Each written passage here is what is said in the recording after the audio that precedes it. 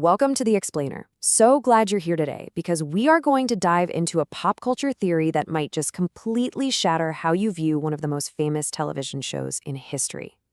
Now, for decades, we've basically universally accepted that Friends is the ultimate ensemble comedy, right? 6 equal pieces of a pie, sharing coffee, sharing apartments, and sharing screen time. But what if there's an entirely different, hidden architecture to the show? What if, hiding in plain sight, there was actually a main character pulling the narrative strings all along? Seriously, what if we've been looking at Friends all wrong this entire time? I want you to really reconsider who the actual center of the story was, from the very beginning to the very end. Think back to the pilot episode. We're introduced to Monica, Ross, Chandler, Joey, and Phoebe hanging out at Central Perk, and it kind of feels like we're just dropping in on their established, everyday lives. But then, suddenly, the door swings open. And there she is, Rachel Green, soaking wet in a giant wedding dress, desperately looking for a lifeline. So here is the crucial point we're exploring today. Rachel Green is the true protagonist of the show. That woman bursting into the coffee shop wasn't just kicking off a fun situational comedy. She was actually initiating the core narrative engine for the entire series. And I promise you, once you see the series through Rachel's eyes, the entire DNA of the show feels completely different. Section 1. A classic protagonist's journey. When we reframe that famous pilot episode, it stops looking like just a quirky introduction to a friend group, and it starts looking a whole lot like the inciting incident of a hero's path. It perfectly fits the literary concept of the protagonist's journey, which is defined as leaving a comfortable old life behind to step into the unknown. I mean, think about it. Most of the greatest stories in literature and film start exactly this way.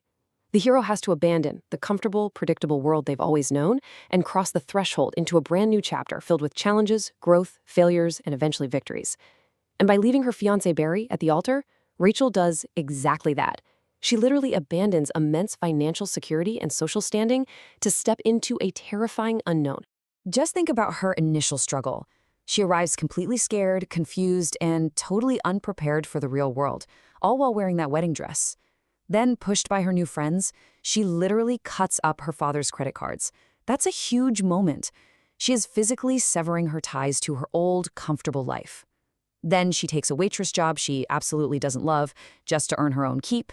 You see, we don't meet Rachel at her best. We meet her at her absolute most vulnerable.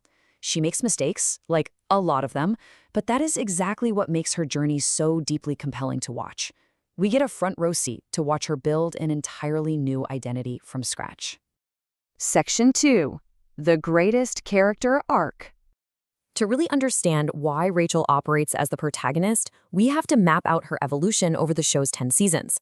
In Season 1, she's the spoiled, runaway bride with zero job experience. By Season 5, we see her in what I like to call the messy middle, experiencing intense career struggles, navigating the corporate world, and slowly finding her footing at Bloomingdale's and Ralph Lauren. And by Season 10, no way is she the same person. She has transformed into a highly confident, wildly successful fashion executive who is capable of building a life entirely on her own terms.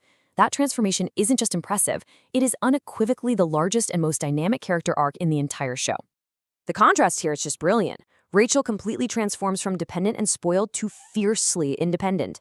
Meanwhile, let's look at Ross. Despite experiencing major life events, we're talking marriages, divorces, having a child, Ross essentially starts and ends the series with the exact same defining personality traits, insecurities, and career focus. And a fundamental rule in storytelling is that the character who fundamentally changes the most is almost always the main character. And this holds up perfectly when we look at the rest of the ensemble too. Joey remains the lovable, wildly optimistic actor throughout the whole series. Chandler? Well, he definitely matures, he gets married, he adopts kids, but his core sarcastic, defensive personality stays instantly recognizable. And Phoebe remains wonderfully unique and eccentric from the very first episode to the very last. So yes, they all evolve, but Rachel completely metamorphoses. Section 3, the gravitational center. Now, a protagonist doesn't just change internally, right? Their personal decisions also dictate the narrative momentum for everyone else around them. Time and time again, Rachel's decisions create that momentum. When she gets a new job, the entire group celebrates and the dynamic of the show shifts. When she and Ross go on their infamous break and eventually break up, that emotional shockwave fractures the whole group, forcing everyone to take sides and navigate the fallout. And when she prepares to leave for Paris in the final season, nearly every single character becomes deeply, personally involved in her farewell.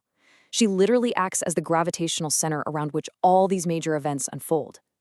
And perhaps the absolute strongest evidence of all appears at the very end, the climax. After 10 long seasons, what is the single biggest emotional question hanging over the series finale? Sure, Monica and Chandler moving to the suburbs is a really big deal. Joey's future matters. Phoebe's marriage is beautiful.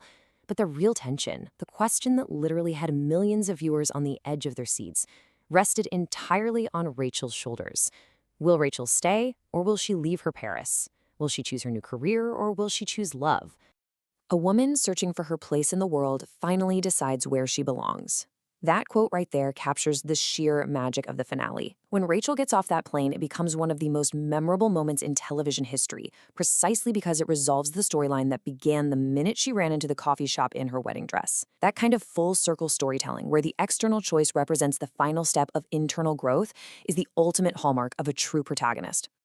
Section 4. Why her story resonates. Okay, I can already hear some of you saying, but the creators specifically designed this to be an equal ensemble cast. And you know what? You are absolutely right. The creators built an absolute masterpiece of an ensemble. Each friend brought something highly specific to balance the group. Ross contributed the emotional drama. Monica brought the structure and ambition. Chandler delivered the tension-breaking humor. Joey added the pure, unconditional heart. Phoebe brought unpredictability and unique wisdom. But Rachel? Rachel provided the transformation. Together, this matrix made the series feel completely authentic, relatable, and alive.